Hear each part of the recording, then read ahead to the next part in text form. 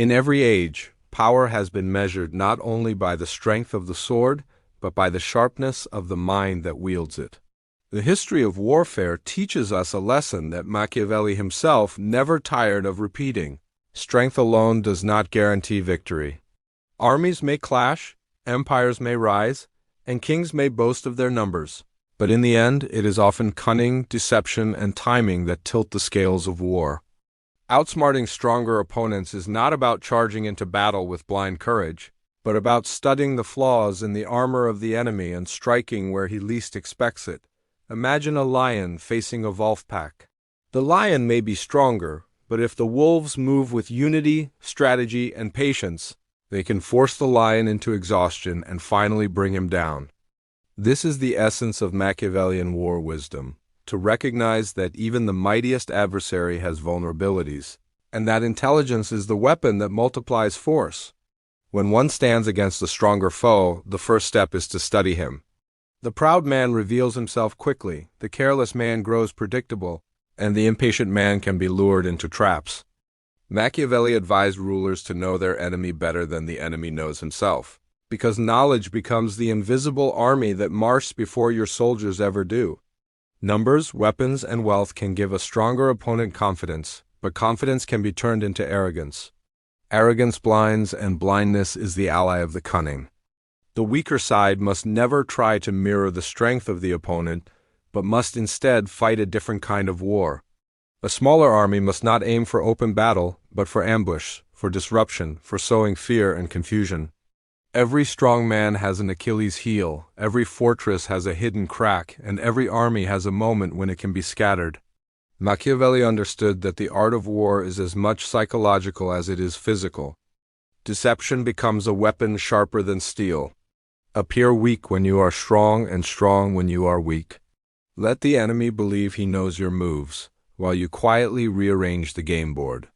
In history, great generals like Hannibal, who crossed the Alps with elephants, defeated armies larger than his own because he mastered surprise. He placed his opponents where their strength turned into weakness. Likewise, the Roman general Fabius earned the title the Delayer by refusing to fight Hannibal in a direct clash. Instead, he harassed, cut supplies, and frustrated his opponent, proving that patience is as deadly as the sword. Machiavelli admired such strategies because they used wit, not sheer force, to outlast the stronger side. Courage, when used without wisdom, is recklessness. But courage guided by calculation is genius. Machiavelli believed that fortune favors the bold, but he also insisted that boldness must be married with preparation. When confronting a stronger enemy, the weaker side must prepare the battlefield itself. Terrain becomes a silent ally. Forests, rivers, mountains, and even the weather can become part of one's army. A wise commander uses the land to neutralize strength, forcing the enemy into narrow passes, muddy fields, or long marsh that drain their energy. It is not always the sword that kills, it is hunger, cold, and despair that bring even giants to their knees. Another weapon against a stronger foe is time. The impatient warrior seeks quick glory, but the wise one stretches the battle into days, months, even years, until the stronger side bleeds from within. Empires often collapse not from defeats on the battlefield, but from exhaustion, rebellion, and the weight of their own arrogance. To outsmart a stronger opponent is to make him fight on your terms, not his. Machiavelli wrote that the wise prince knows when to strike, but also when to wait. Delay, harassment, and unpredictability can turn power into weakness. Manipulation is also part of the art of war. A stronger army may rely on unity, but unity is fragile. Divide the enemy, spread mistrust between generals. Exploit rivalries. Whisper promises to one faction while plotting against another. The battlefield is not only the ground where swords clash, it is also the minds of men, where fear, greed, and ambition can be weapons of mass destruction. A single betrayal inside a mighty army can do more damage than thousands of arrows. To outsmart a stronger opponent also requires discipline within oneself. Fear must be controlled. Panic spreads faster than fire, and a weak commander who loses composure destroys his own side before the enemy even strikes. Machiavelli warned that the greatest danger comes not from the opponent, but from within lack of discipline, disunity, and hesitation. Therefore, the leader of the weaker side must inspire loyalty, must appear unshakable even when facing overwhelming odds, for soldiers fight with greater strength when they believe their leader cannot be broken. When force is unequal, creativity must be the equalizer. Imagine fighting with shadows, with illusions. Light 100 torches to seem like 1,000 men. March loudly in the night to create fear of reinforcements. Strike suddenly, then disappear like ghosts, forcing the enemy to fight shadows instead of soldiers. The stronger opponent wastes energy chasing phantoms, while the weaker one waits for the perfect moment to strike. This is not cowardice, but strategy. Victory is not about honor on the battlefield, but survival and dominance. History has countless examples where the weaker triumphed through intelligence. David faced Goliath with only a sling, choosing precision over brute force. The Greeks used deception in the Trojan War, hiding warriors in the belly of a wooden horse. Guerrilla fighters across centuries have defeated empires by melting into the land, striking, and vanishing. Each of these victories echoes Machiavelli's wisdom: never fight on the enemy's terms, but create your own battlefield. At its core, Machiavelli's war wisdom is not just about armies, but about life itself. Every person faces opponents who seem stronger, richer, more powerful, more influential. But strength alone cannot guarantee victory. The mind, sharpened like a blade, can cut down giants. Outsmarting a stronger opponent requires patience, study, deception, and discipline. It demands the ability to think 3 steps ahead, to turn every weakness into strength, and to see opportunities where others see only defeat. So remember, in war and in life, numbers can lie, appearances can deceive, and strength can crumble. The one who dares to think deeper, who waits longer, and who strikes with precision is the one who wins. Outsmarting stronger opponents is not the work of luck, but the art of strategy. Machiavelli's lesson is timeless. Never underestimate the power of cunning, for in the end, it is the fox, not the lion, who decides the fate of kings. Strength has always fascinated mankind. When we see a towering enemy, a larger army, or a powerful empire, we instinctively feel the weight of fear.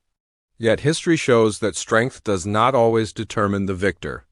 Machiavelli, who studied the art of war with a ruthless eye, observed that the clever and the patient often outmaneuver those who trust blindly in brute force.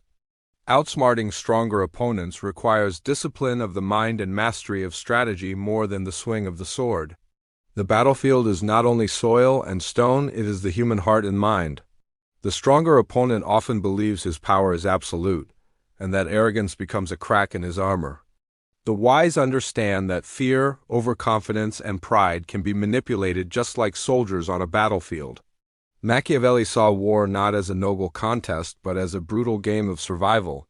In this game, cleverness was the greatest weapon of all. Consider the story of the Greeks at Troy. For 10 long years, the Greeks failed to storm the city. Troy's walls were mighty, its defenders courageous. A weaker man might have surrendered to despair. But the Greeks understood that wars are not always won with walls and weapons, but with deception. They left behind a wooden horse, a symbol of peace, knowing their enemies' pride and curiosity would blind them. When the Trojans pulled the horse into their fortress, they sealed their own fate. What the Greeks could not achieve with force, they achieved with cunning. That, Machiavelli would say, is the true essence of war: victory not by strength, but by understanding and exploiting human weakness. The Romans too mastered this art. Fabius, known as the Delayer, confronted Hannibal, one of the greatest generals of all time. Hannibal had already crushed Roman legions in open battle. To fight him directly was suicide. But Fabius understood that a stronger opponent can be defeated not by clashing head-on, but by denying him the opportunity for glory. He avoided direct battle, harassed supply lines, and forced Hannibal into exhaustion. Rome's prideful citizens mocked Fabius for cowardice, but in time they realized his patience saved the Republic. This is one of Machiavelli's favorite lessons. Sometimes victory belongs not to the boldest, but to the most disciplined, the one who knows when not to fight. Yet patience alone is not enough. A weaker side must also learn to use deception as a constant weapon. Machiavelli admired leaders who masked their intentions, who cloaked their weaknesses and magnified their strengths. To appear weak when strong invites attack, but to appear strong when weak invites hesitation. Hesitation is death for an opponent because in that pause lies your chance to strike. In battle, hesitation spreads like a disease. If one soldier doubts, 100 doubt. If one commander hesitates, the whole army falters. This principle stretches beyond war into every conflict of life. The businessman facing a richer competitor, the politician facing a more powerful rival, the nation facing an empire, all must learn to mask their true strength, to strike where they are least expected. Machiavelli argued that the prince who understands appearances holds more power than the one who only relies on arms. Because fear, reputation, and deception can win battles before a single arrow is loosed. But how does the weaker opponent survive long enough to exploit such chances? Here, discipline becomes crucial. Panic is the true enemy of the small army. History shows that once fear spreads among the weaker side, chaos takes hold, and no strategy can save them. This is why Machiavelli emphasized the image of the leader. The leader must stand firm, unshaken, even when defeat seems certain. Soldiers will follow a man who appears fearless. They will crumble under one who shows doubt. Thus, the art of outsmarting the stronger opponent begins not with the enemy, but with oneself, with mastering fear, with showing confidence, with turning discipline into an unbreakable shield. Now think of terrain, the silent ally of the cunning. A larger army may rely on open fields where numbers shine, but forests, mountains, rivers, and marshes destroy the advantage of numbers. Guerrilla fighters throughout history have bled stronger foes by forcing them into landscapes they could not control. The Viet Cong hid in jungles against American firepower. The Afghans bled empires in their mountains. Terrain transforms weakness into strength. Machiavelli, writing in Renaissance Italy, knew this well. He warned rulers never to underestimate the land itself, for the land can become a fortress or a grave depending on how it is used. Beyond terrain lies the weapon of time. Empires collapse under the weight of long wars, armies tire, supplies dwindle, soldiers grow homesick, restless, angry. Machiavelli saw that a weaker opponent can win by stretching conflict into years, by dragging the stronger into a war he cannot afford. Time is the great equalizer. Patience may appear like weakness, but in truth, it drains the life of giants. This is why rebels often outlast empires. They turn time itself into a battlefield, bleeding their enemies slowly until strength becomes a burden.